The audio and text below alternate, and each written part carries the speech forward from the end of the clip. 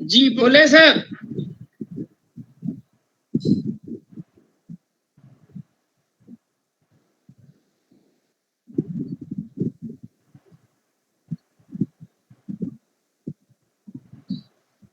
Hello hello, मुझे बोलना है या कोई और साथी बोलेंगे? कमलेश जी, नहीं सर जी, आप लोग सर कमलेश जी आपकी प्रतीक्षा में है सर। हम जोड़ रहे हैं ना। राजेश जी, राजेश सर, सर पहले अपनी टीम का सर से परिचय करवा दो। अब चाहे तब तक 4 बज जाएगा। सर का परिचय करवा दो अपनी टीम का, उसके बाद सर से राजेश जी सुन रहे हैं? जी जी, मैं चाहूंगा पहले अपनी टीम का परिचय सर से करवा दो, उसके बाद सर शुरू करें। नहीं सर। जी जी बिल्कुल बिल्कुल। Kamlesh sir please.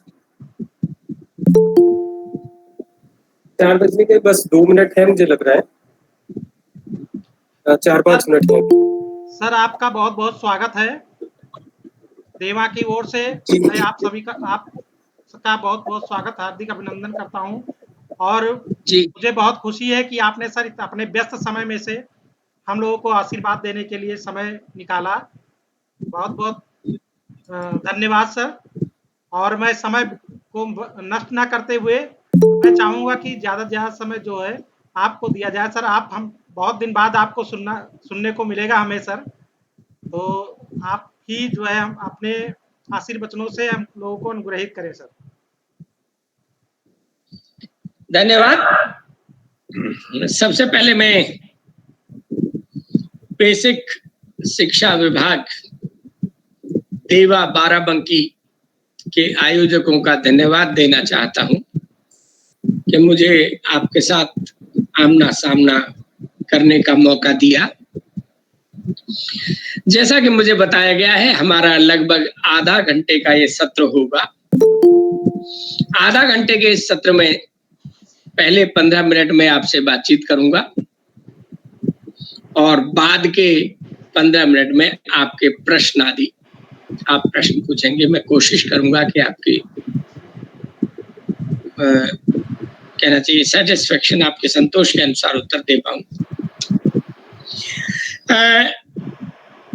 मुद्दा है कि आज वैसे में हमें सच बात यह है कि इस दृष्टि से ये जो वर्तमान आपदा आई है, राष्ट्रीय नहीं अंतर्राष्ट्रीय आपदा, इस आपदा ने हमें ये अवसर दिया है, हम इस आपदा को सुअवसर में बदलें और इस बहाने बैठे चिंतन करें, बात करें। तो इस दृष्टि से कहा जाता है कि ईश्वरम यत् करोति शोभनम करोति, ईश्वर जो भी करता है अच्छा ही करता है। तो इस दृष्टि से हम देखें, सोचें। आप सभी अध्यापक हैं, मैं भी अध्यापक हूं। मैं 3 पीढ़ियों से अध्यापक हूं। मेरे पिता, मेरे बाबा, और लंबा यदि मैं बात करूं कि मेरे चाचा, ताऊ, पत्नी, भाई, भतीजा, कम से कम 20 लोग अध्यापक हैं।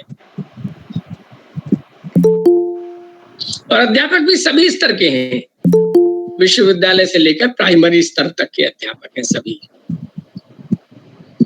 हम अध्यापक हैं और हमारे अध्यापन के बारे में समाज में अक्सर वार्तालाप होता रहता है। कोई अच्छा कहता है, कोई बुरा कहता है। तो अक्सर हम कई बार उसका बुरा सा मान जाते हैं, थोड़ा सा डर सा जाते हैं, सकपका सा जाते हैं और कहते हैं जी कोई भी आता जाता हम पर टिप्पणी कर देता है। व्यंग्यात्मक रूप से आपको शायद मालूम होगा, ये जो श्रीलाल शुक्ल जी की किताब है राग दरबारी, उसमें बड़ी बहुत ही गंदा मैं कहूं या अपमानजनक सी टिप्पणी की गई है शिक्षा पर, जो कि काफी हद तक सही भी है। श्रीलाल शुक्ल जी उस किताब में कहते हैं कि शिक्षा एक गलियारे में पड़ी हुई वो कुतिया है जिसे आता जाता हर कोई 2 लात जमाता है और चल देता है। मैं पूर्ण आदर और सम्मान सहित यदि शिक्षा की जगह शिक्षक रखूं, तो शिक्षक का प्रोफेशन ऐसा है हमारा आपका कि हर कोई आता जाता शिक्षा या शिक्षक पर अच्छी भली बुरी टिप्पणी करके चल देता है। यहां मैं केवल इतना कहना चाहूंगा कि टिप्पणियों से हम बच नहीं सकते। टिप्पणियां आएंगी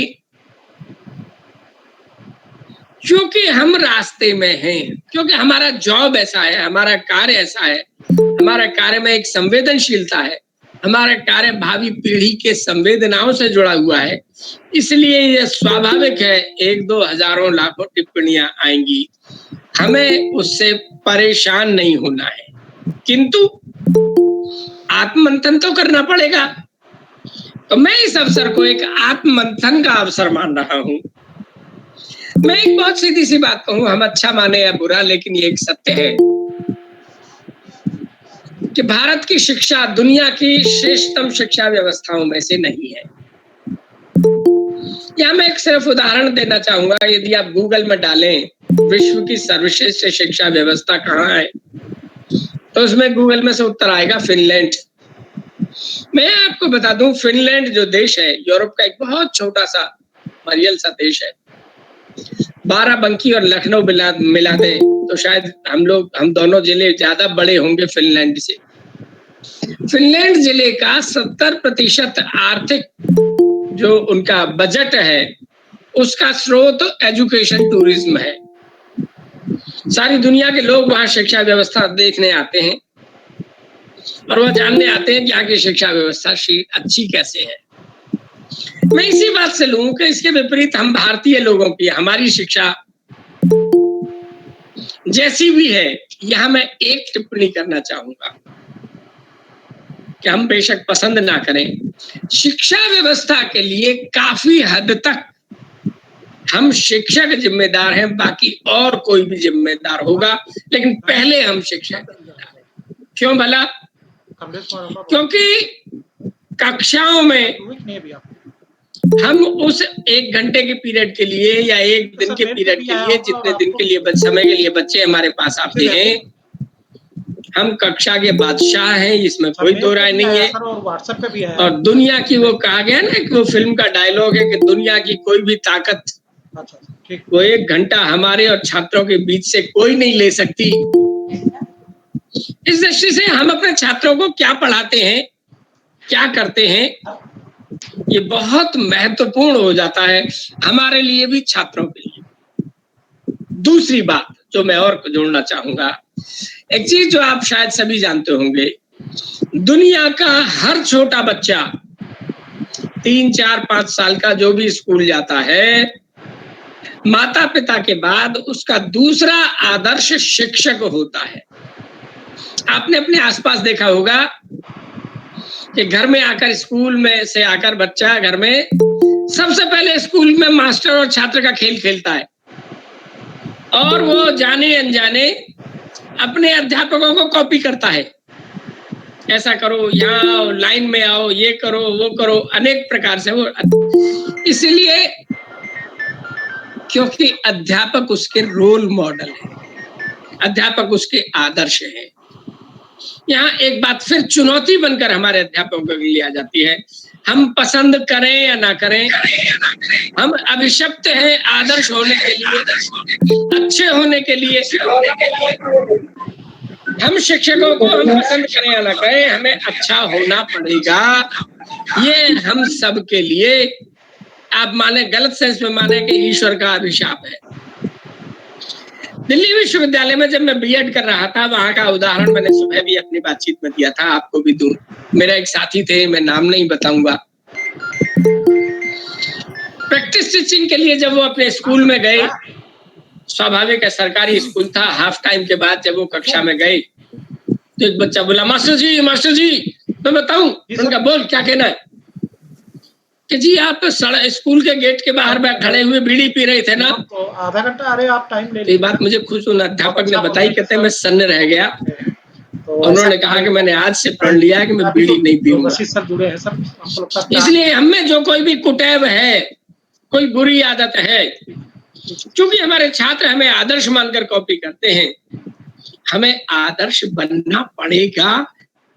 इसका कोई बचाव नहीं है, इसका कोई और रास्ता नहीं है सिवाय इसके कि हम बच्चों की अपेक्षाओं के अनुरूप गुजरे। एक दूसरी बात, तीसरी एक और महत्वपूर्ण बात, हम अक्सर रोना रोते रहते हैं। किसी हद तक सही भी है, कई बार 100% सही भी हो सकता है। हमारे आसपास की स्थितियां अच्छी नहीं है, ये बात सच है, मैं एग्री करता हूं। कई बार हमारे प्रधानाध्यापक ठीक नहीं है, कई बार हमारे अभिभावक ठीक नहीं है, कई बार हमारे सरपंच ठीक नहीं है, कई बार हमारे प्रधान जी ठीक नहीं है, कई बार हमारे शिक्षा के अधिकारी ठीक नहीं है। इसका मतलब ये नहीं है कि हम भी ठीक ना हो। ये बड़ा अपने आप में एक रोचक तार्किक वो है, परिणति है, स्वाभाविक परिणति तार्किक। हमें दुनिया चाहे जैसी भी हो, हमें अपने रास्ते चलना पड़ेगा। दुनिया गलत रास्ते जा रही है तो इसका मतलब ये नहीं है कि हम भी गलत रास्ता अख्तियार कर लें।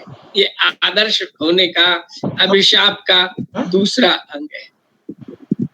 यहाँ मैं एक छोटा सा उदाहरण देना चाहूंगा। मेरे गुरुजी दिया करते थे दिल्ली विश्वविद्यालय के शिक्षा विभाग में। ठीक है, वो कहा करते थे कि आज दुनिया के ज्यादातर लोगों की जीवनी चंद शब्दों में लिखी जा सकती है। कि कैसे कि जी वो फला फला जगह पैदा हुए, फला जगह पढ़े, वहां उसके बाद पढ़ाई पूरी करी, पढ़ाई पूरी करने के बाद नौकरी लगी, नौकरी करने के बाद शादी की, शादी करने के बाद बच्चे हुए, रिटायर हुए, बीमार पड़े और मर गए। वो कहते हैं हमारी ज्यादातर लोगों की जीवनी इसी तरह की है। यहाँ वो कहते हैं, मेरे गुरुजी कहा करते थे प्रोफेसर आर.पी. शर्मा जी, क्या हम कुछ अपने जीवन में ऐसा कर सकते हैं जो हमारी जीवनी उन सामान्य जीवनी जैसी ना हो, हमारी जीवनी उन सबसे थोड़ा अलग हो, समय के कागज पर हमारे हस्ताक्षर हो, अरे ये आदमी था।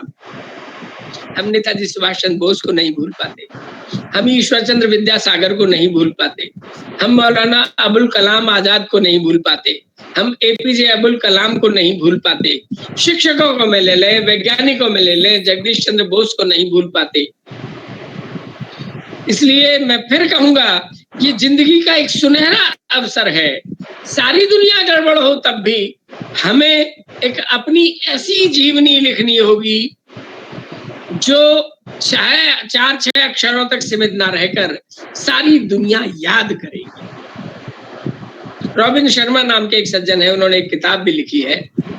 किताब का टाइटल है who will cry when we die, जब हम मरेंगे तो हमें कौन याद करेगा।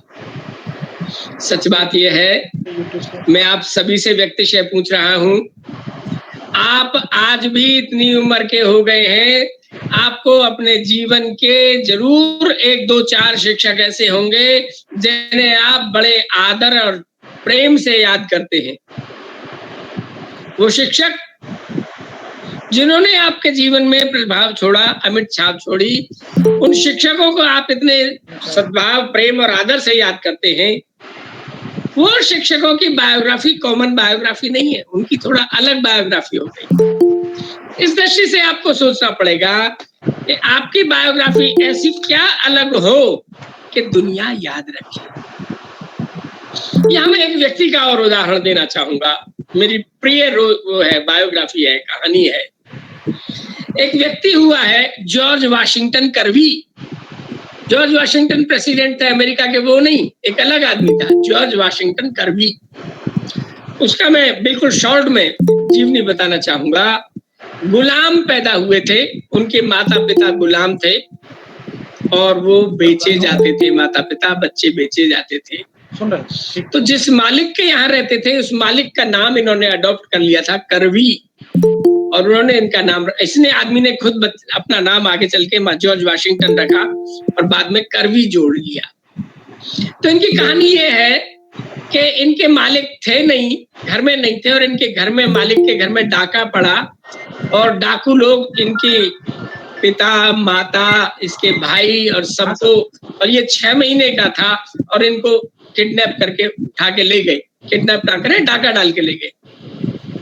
जब वो मालिक लौटे 2-1 दिन बाद तो उन्हें बड़ा दुख हुआ, और वो उनसे गए कि भैया इन सबको वापस करो, मेरे नौकरों को। और बड़े अच्छे मालिक थे वो, सबके साथ बड़ा सद्व्यवहार, बड़ा सत्कार पूर्वक उनका वो करते थे, व्यवहार करते थे।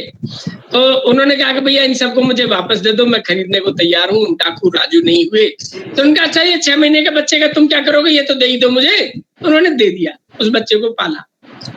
खैर, मैं कहानी बिल्कुल छोटी करूं, उस बच्चे ने उनके यहाँ रहकर पढ़ा, नौकर का काम करता था, पढ़ता भी था, फिर और वहां से छोड़ के चला गया। उन्होंने आजाद कर दिया, लेटर भी दे दिया आजाद करने का। फिर आगे जाके पढ़ा, किसी और के यहाँ नौकरी करी, काम किया, मतलब बहुत ही कष्ट में, गरीबी में, नौकरी नहीं गुलामी का था, बल्कि गुलामी ज्यादा सही शब्द है। आखिरकार ये हुआ कि वो आदमी अमेरिका की एक शानदार टॉप यूनिवर्सिटी में प्रोफेसर ऑफ एग्रीकल्चर हो गया। काला आदमी था, गरीब था, अनाथ था, और गुलाम आया था परिवार से, आजाद हो गया था बाद में। उस समय उसको उसके गांव से चिट्ठी आई कि हालांकि वहां यूनिवर्सिटी में आप प्रोफेसर हो गए हैं, हमारा एक कॉलेज है, क्या आप इस कॉलेज के प्रिंसिपल बनना चाहेंगे? हम आपको बड़ी मुश्किल से 1/10 तनख्वाह दे पाएंगे, आपकी जितनी तनख्वाह है 10वां हिस्सा मुश्किल से दे पाएंगे। ये आदमी आ गया और वहां रहकर इसने काम किया। मैं आगे ज्यादा नहीं कहूंगा, वापस एक लाइन में कहूं, अमेरिका दुनिया के मूंगफली के उत्पादनों में दुनिया का श्रेष्ठ देश है। इसका श्रेय जॉर्ज वाशिंगटन कर्वी को जाता है। जॉर्ज वाशिंगटन कर्वी ने 250 से भी ज्यादा उत्पाद मूंगफली से बनाए। मूंगफली का दूध, मूंगफली की दही, मूंगफली का मक्खन, मूंगफली के बिस्किट, और पता नहीं क्या क्या। 3-3 दिन अपने आप को लैब में, कॉलेज में प्रिंसिपल थे, लैब में बंद कर लेते थे, खाना पीना सब बंद हो जाता था और एक नया उत्पाद आ जाता था। यूएनओ के एग्रीकल्चर के डायरेक्टर जनरल रहे। मेरा सिर्फ यहाँ ये कहना है कि यदि वह अनाथ, गरीब, गुलाम इतना सब कुछ कर सकता है, तो हमारे देवा या बाराबंकी के शिक्षक, उनको तो निश्चय ही उस आदमी से तो ज्यादा, 100 गुना ज्यादा सुविधाएं मिलती हैं। हम ऐसा क्यों नहीं कुछ कर सकते? मेरे बहुत से बीएड छात्र प्राइमरी में अध्यापक हैं, 1-2 नहीं, सैकड़ों की संख्या में है। एक मेरे घर में ही नीचे रहते हैं, मैं नाम नहीं लूंगा। मैं सिर्फ ये कहूं कि ये लोग जो जाते हैं, मैं अच्छे लोगों की बात करूं, महीने भर में ही अपनी पहचान बना लेते हैं। ये अपने आप को गांव से जोड़ लेते हैं, गांव के विभिन्न लोगों से जोड़ लेते हैं, स्कूल के बच्चों से जोड़ लेते हैं, स्कूल के अध्यापकों से जोड़ लेते हैं। मैं चाहूंगा, और ये मेरी एक अच्छी आशा रखें, मैं चाहूंगा कि देवा बाराबंकी का प्रत्येक शिक्षक ऐसा शानदार शिक्षक हो पाए, ये मेरी आशा रहेगी। और इसके लिए हमें खूब पापड़ बेलने पड़ेंगे, ये सच है, आसान नहीं है, मेहनत तो करनी पड़ेगी, कोई चीज बिना उसके नहीं आती। मेरे गुरु प्रोफेसर सोढ़ा लखनऊ यूनिवर्सिटी के वाइस चांसलर रह चुके हैं, वो कहा करते हैं कि आपकी कोई आलोचना ना करे, इसका सबसे अच्छा तरीका है कि आप कुछ ना करो। कोई आलोचना ही नहीं करेगा। यदि आप कुछ करेंगे, यदि आप कुछ समाज में आगे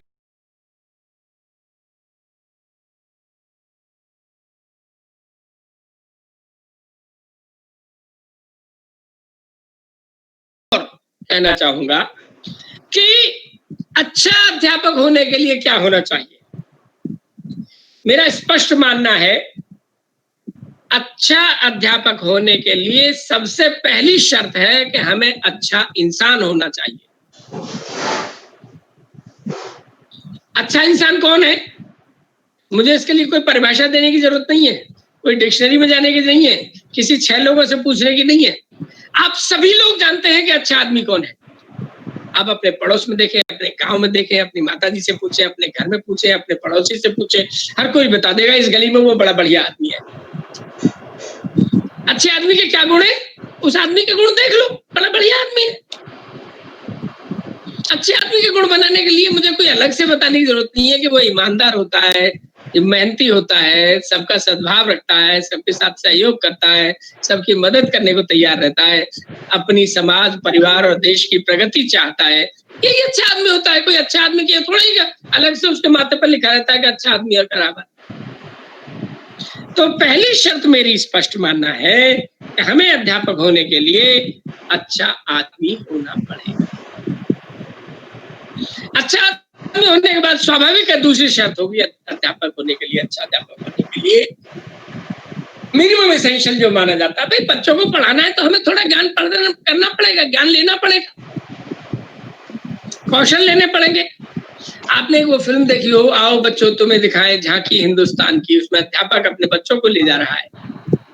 अच्छे अध्यापक को भ्रमणशील होना चाहिए, अच्छे अध्यापक को बच्चों से डायलॉग करना चाहिए। सच बात यह है, अच्छा अध्यापक वो होता है जो कि अपनी कक्षा के हर सिलेबस के हिस्से को विभिन्न प्रकार की गतिविधियों में तोड़कर नाटक से, कहानी से, कविता से, गाने से, चित्रों से बातचीत कर सके, बच्चों से संवाद स्थापित कर सके।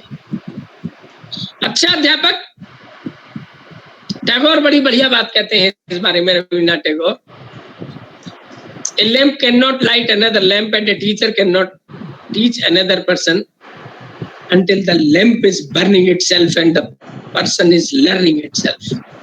एक दीपक दूसरे दीपक को जब तक नहीं जला सकता जब तक कि वो स्वयं ना जल रहा हो। जो दीपक बुझा हुआ है दूसरे दीपक को क्या जलाएगा? और एक अध्यापक जब तक दूसरे को नहीं पढ़ा सकता जब तक कि वो स्वयं ना सीख रहा हो। तो अगली शर्त है अध्यापक की, तो उसे सारी उम्र सीखते रहना पड़ेगा। नॉलेज, स्किल, एटीट्यूड, दृष्टिकोण, ज्ञान, कौशल, दृष्टिकोण इतना ही नहीं, अच्छे अध्यापक को विवेकशील होना पड़ेगा। अच्छे अध्यापक को अपने कार्य के निष्पादन में बड़ा प्रभावित स्वरूप लाना पड़ेगा। अच्छा अध्यापक को आशावादी होना पड़ेगा कि मेरी कक्षा का कमजोर से कमजोर छात्र भी मैं कोशिश करूंगा कि सामान्य छात्र की ओर बेहतर करके जाके ऊपर जाके प्रगति कर सके, ऊपर बढ़कर। अच्छा अध्यापक नवाचारी होगा। अच्छा अध्यापक बच्चों को कहना चाहिए वो अंधविश्वास और इन सब में नहीं ले जाएगा। यहाँ तक कि हमारे श्री अरविंदो ने बड़ी बढ़िया बात कही है अध्यापक के सिलसिले में और शिक्षा के सिलसिले में। अच्छी शिक्षा वह है, उसमें कहते हैं attainment of solvation on this earth and in this earthy existence. वो कहता है स्वर्ग नरक की मैं बात नहीं करूंगा, ऊपर की जो है स्वर्ग है यही है, नरक भी यही है। शिक्षा वो है जो बच्चों को जीते जी स्वर्ग में जानना, स्वर्ग में अनुभव करने का इन्हीं जमीनी हालातों में अनुभव कराए। अच्छा अध्यापक आनंदित रहेगा और आनंदित रखेगा दूसरों को। अच्छा अध्यापक सदा प्रसन्न रहेगा और बच्चों को प्रसन्न रखेगा। ये मैं नहीं कह रहा, दुनिया के सारे अध्यापक कह रहे हैं। आप सारे अपने अध्यापकों को देखिए, मैं बार बार वही कहूंगा, वो सदा आनंदित रहते हैं, आपको आनंदित रहने का प्रयास करते हैं, करते हैं। अच्छा अध्यापक की बहुत गुण है। अच्छे अध्यापक में आशावादिता में मैं एक गुण बताना चाहूंगा। आशावादिता की परिभाषा दी गई है, आशावादी वो है जो पानी की टोंटी के नीचे छलनी लेके खड़ा हो जाए कि एक ना एक दिन तो बर्फ बन जाएगी। तात्पर्य यह है कि आशावादी अध्यापक वो है जो एक ना एक दिन ये छलनी रूपी, शिक्षा रूपी छलनी लेके चला जाए और कहेगा कि एक ना एक दिन ये बच्चा नोबेल प्राइज में जीत लेगा। मैं अक्सर एक बात कहा करता हूँ, ये तय है, बिल्कुल तय है, निश्चित है, पत्थर से लिखा जा सकता है कि मैं और आप नोबेल प्राइज जीतने नहीं जा रहे, पक्का है। लेकिन हम उसी पक्केपन से ये कभी नहीं कह सकते कि मेरा छात्र नोबेल प्राइज कभी नहीं जीत सकता, नहीं, कभी नहीं पा सकता। इसलिए हमारी सारी एफर्ट्स हमारे बच्चों के विकास के लिए लगनी चाहिए। मेरे ख्याल से समय हो गया है, मैं अपनी ओर से बात कर ली है। अब मैं चाहूंगा कि आप प्रश्न उठाएं, यदि आपकी कोई जिज्ञासाएं हो, आपकी कोई बातों को मैं अपनी ओर से कह पाऊं, मुझे अच्छा लगेगा। मेरी शुभकामनाएं। आपने मुझे सुना, आपने मुझे सहा, धन्यवाद।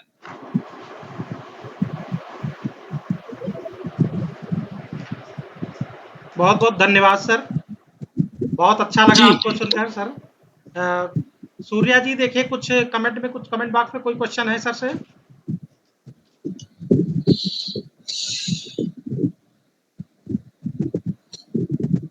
बहुत अच्छा लगा सर, थैंक यू सर। बहुत दिन बाद आपको सुना सर, बहुत कोई कमेंट नहीं है, सब आनंद में है? जी सर, सब आनंद। हाँ सर, सब बहुत आनंद में है, आप चैट बॉक्स चेक कर सकते हैं, सब बहुत अच्छा, खुश नहीं और मोटिवेटेड है। ऐसा कहा जाता है स्टार्ट है आज की कि सब बहुत खुश हो रहे हैं कि बहुत मोटिवेशन से शुरू हुआ तो एक एनर्जी लेवल अपने आप बढ़ जाता है आगे के लिए। तो बहुत थैंक यू कि मैडम मेरे एक मित्र है, वो कहा करते हैं कि बातचीत करने के बाद, भैया ये बताओ क्लियर इन द माइंड या क्लियर फ्रॉम द माइंड? सब बात दिमाग में साफ है या दिमाग से साफ है? एक तो ये होता है कि चलो छोड़ो परे, झंझट खत्म हुआ, अपना अपने घर जाए, सोए आराम से, कहाँ फंस गए, कहाँ इस दड़ियल बुड्ढे के चक्कर में फंस गए, नाक में दम कर दिया हमारा।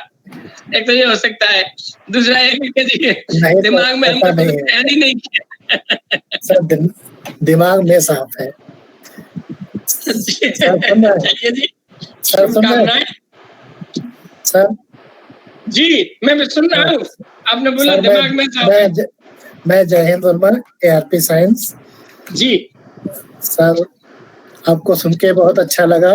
सबसे अच्छा मैं लगा कि हमारे अध्यापक अक्सर बात कहते थे, जो आप कहते हैं ना कि समाज में जब निकलो तो तरह तरह की हमारे बारे में बातें होती हैं, उससे हमारे साथी काफी विचलित हो जाते थे। पर आज आप बात सुनकर बहुत अच्छा लगा कि हम अब सब है सब सुनने के लिए। और एज ए टीचर हम लोग इससे दूर भाग भी नहीं सकते।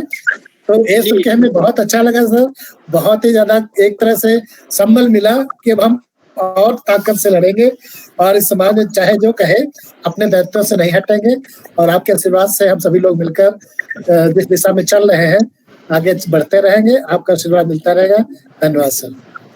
धन्यवाद जनाब, बहुत शुक्रिया। मैं सर को नमस्ते करना चाहता हूँ 2 मिनट, अगर जरूर कीजिए। जी सर नमस्ते। मैं आपका शिष्य होने का सौभाग्य मिल चुका है सर, सन 2000, और आपसे बहुत प्रेरणा मिली है मुझे, और जो सहायता आपने मेरी की थी मैं जिंदगी भर नहीं भूल सकता हूँ सर।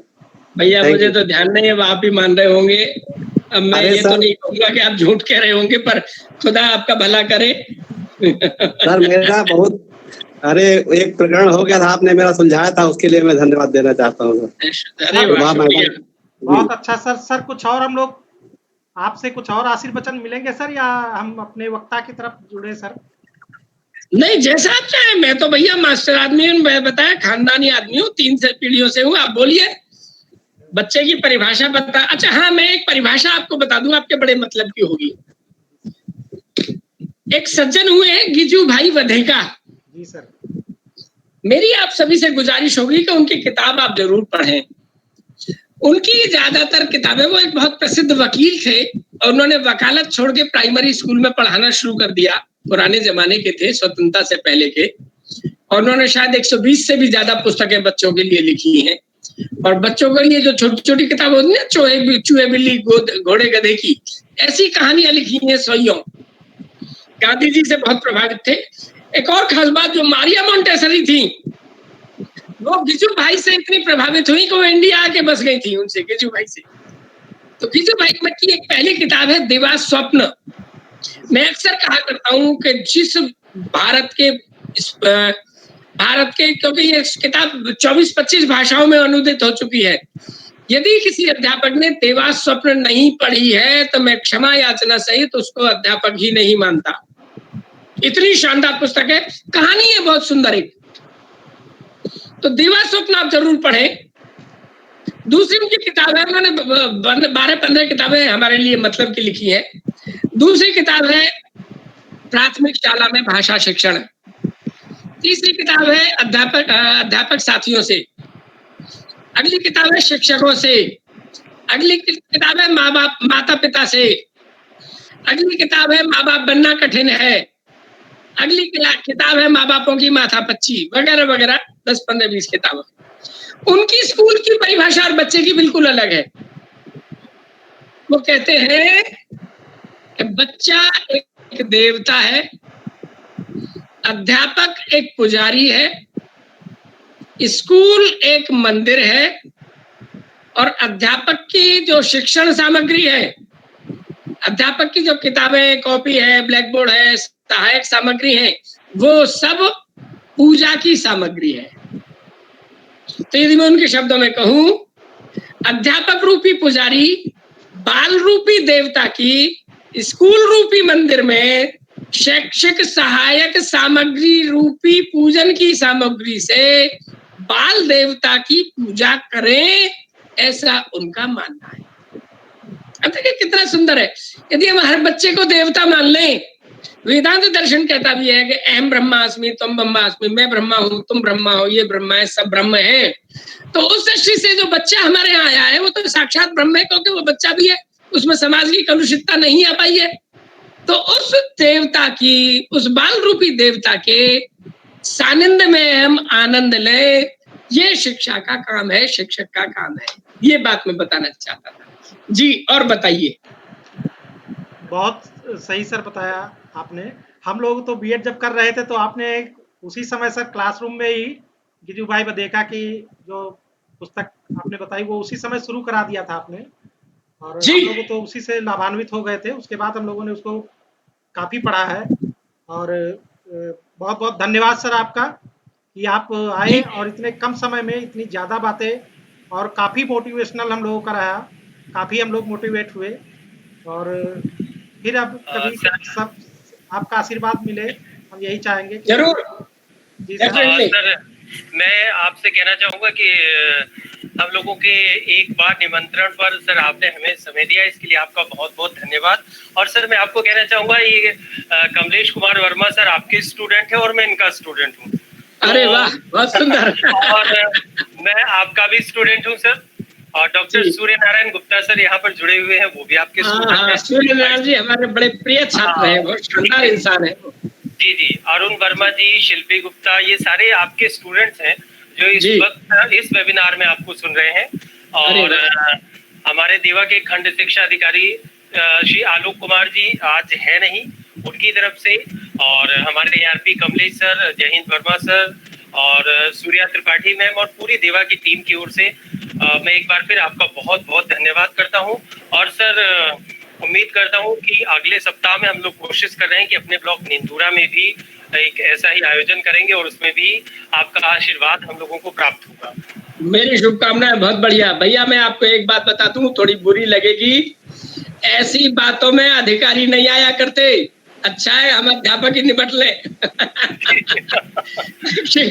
अधिकारी वो है जो न पढ़ता है न पढ़ने देता है। मेरी शुभकामनाएं। Thank you very much. बहुत बहुत धन्यवाद। बहुत बहुत जी शुक्रिया, नमस्कार। थैंक यू सर, नमस्कार। सूर्या जी, अब प्रदीप जी का आप स्वागत कर लीजिए, उसके बाद जो है वो अपना शुरू करें। सूर्या जी आप सुन रही हैं? मैं क्षमा याचना सहित बंद करूं क्या? ठीक है सर, धन्यवाद सर, धन्यवाद आपका। वेलकम सर, शुक्रिया, धन्यवाद सर। हमारे साथ डॉक्टर प्रदीप जायसवाल जी जुड़ चुके हैं, जो SCERT में शोध के ही प्रवक्ता हैं।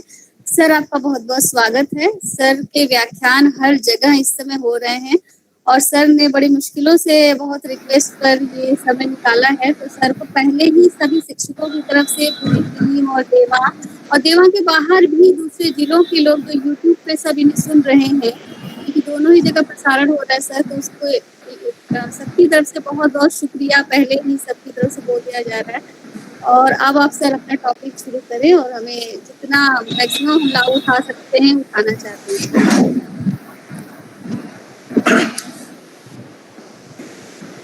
बहुत बहुत धन्यवाद मैडम।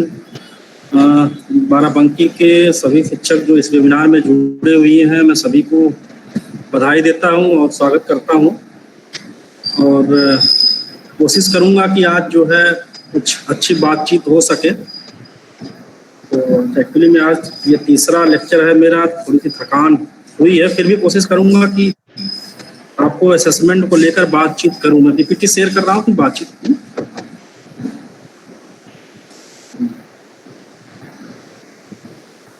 PPT दिख रही है? नहीं सर, हाँ सर, अब आ रही है। सर विजिबल है। ओके, तो पुनः एक बार सभी को धन्यवाद, सभी का स्वागत इस सत्र में। आज का जो विषय है, जो मुझे बताया गया है कि लर्निंग आउटकम एंड असेसमेंट पे बातचीत करनी, तो यह विषय बहुत महत्वपूर्ण है। एक तो लर्निंग आउटकम के स्तर पर, दूसरा असेसमेंट के स्तर पर। दोनों चीजें अलग अलग हैं, लेकिन लर्निंग आउटकम हमारा लक्ष्य है और असेसमेंट हमारा जो है साधन है, माध्यम है। यानी यह कहें कि जो हमारा साध्य है, जिसे हमें साधना है, वह हमारा लर्निंग आउटकम है, और जिसके माध्यम से हम लर्निंग आउटकम की प्राप्ति करेंगे, साधेंगे, उसमें असेसमेंट एक ऐसा साधन है, एक ऐसा माध्यम है जो लर्निंग आउटकम की प्राप्ति में मदद करता है। तो इस पर बातचीत शुरू करने से पहले आज का जो ये विषय है, प्रेरणा कार्यक्रम चल रहा है, प्रेरक जनपद बनाने का, प्रेरक ब्लॉक बनाने का, प्रेरक प्रदेश बनाने का। उसमें जो एक मॉड्यूल है शिक्षण संग्रह, सभी लोगों ने देखी होगी। उसमें आकलन जो है, शिक्षण संग्रह का जो भाग 4 है, उसमें सीखने का आकलन दिया हुआ है, और उसमें 4 बिंदु जो है मोटे मोटे हैं, मैंने उसको यहाँ पे ले लिया है कि आकलन क्यों किया जाना चाहिए, आकलन बच्चों के किन पक्षों का किया जाना चाहिए, आकलन कैसे किया जाना चाहिए, और आकलन से प्राप्त फीडबैक का उपयोग किस प्रकार किया जाना चाहिए। ये 4 चीजें जो है इसमें बताई गई हैं। तो आप ये संभवतः 190 से लेकर 210 पृष्ठ संख्या इसकी है, 20 पृष्ठों में बातचीत की गई है। तो मैं उन सारी चीजों को शामिल करते हुए, चूंकि आकलन को लेकर या किसी भी विषय को लेकर जो मटेरियल होता है, जो सीखने समझने की जो कोशिश होती है, वह गूगल पे, मॉड्यूल में, किताब में, मोटी मोटी ग्रंथों में मिल जाती है। मेरा व्यक्तिगत अनुभव है कि मैं पिछले 2 सालों से एससीईआरटी में हूँ, और एनसीईआरटी, नीपा, सीसीईआरटी, जितने एजुकेशनल इंस्टीट्यूट हैं, सब में मैं ट्रेनिंग कर चुका हूँ। और वहाँ से जो मैंने सीखा है, मैंने ये देखा है, सीखा क्या, मैंने अनुभव किया है, वहाँ जो भी सारी चीजें सिखाई जाती थी बड़ी अच्छी लगती हैं। जैसे ही हम घर की तरफ बढ़ते हैं, समय बीतता है और धीरे धीरे चीजें भूल जाती हैं। तो कहने का मेरा मतलब है कि हमें ऐसी चीजें सिखाई जाती हैं, उस समय बहुत अच्छा लगता है, लेकिन वह जो है कुछ दिन तक ही हमारे मस्तिष्क में रहता है, धीरे धीरे वह ऊर्ध्वापात हो जाता है, गायब हो जाता है। तो मैं उस तरह की ट्रेनिंग की कोशिश जो है, उस तरह की बातचीत नहीं करूंगा। मैं कोशिश करूंगा कि असेसमेंट और लर्निंग आउटकम को लेकर आपके मस्तिष्क में एक ऐसा विजन तैयार करूं, एक ऐसा कोण बनाऊं, आप उसको समझ पाएं, और कुछ ऐसे जमीनी स्तर के उदाहरण आपके व्यवहार से लेते हुए आपको समझाऊं, जो आपके मस्तिष्क में वो सारी चीजें कुछ रह जाए, बहुत दिनों तक चले, और उसका लाभ आपको मिले या ना मिले, आपके बच्चों को जरूर मिलना चाहिए। क्योंकि कोई भी जो आप कार्यक्रम कर रहे हैं, प्रेरक, चाहे प्रेरणा ऐप हो, चाहे प्रेरणा कार्यक्रम हो, चाहे वेबिनार हो, लीडरशिप का हो, असेसमेंट का हो, सबका उद्देश्य सिर्फ और सिर्फ यही है कि बच्चों का सर्वांगीण विकास हो, बच्चे लर्निंग आउटकम में जो है सफल हो, उसकी संप्राप्ति कर सके। तो बात शुरू करता हूँ। ये जो है, ये चार्ट आपको दिख रहा होगा, अगर ये अगर छोटा दिख रहा होगा तो आप जूम कर लीजिए, बड़ा कर लीजिए। पहले गोले में जो लिखा हुआ है येलोज है, येलोज का मतलब होता है लर्निंग आउटकम, दूसरा है डिफिकल्टी लेवल, तीसरा है ऑब्जर्वेशन, और चौथा है प्रोसेस। अब हम चूंकि लर्निंग आउटकम और असेसमेंट हमारा विषय है,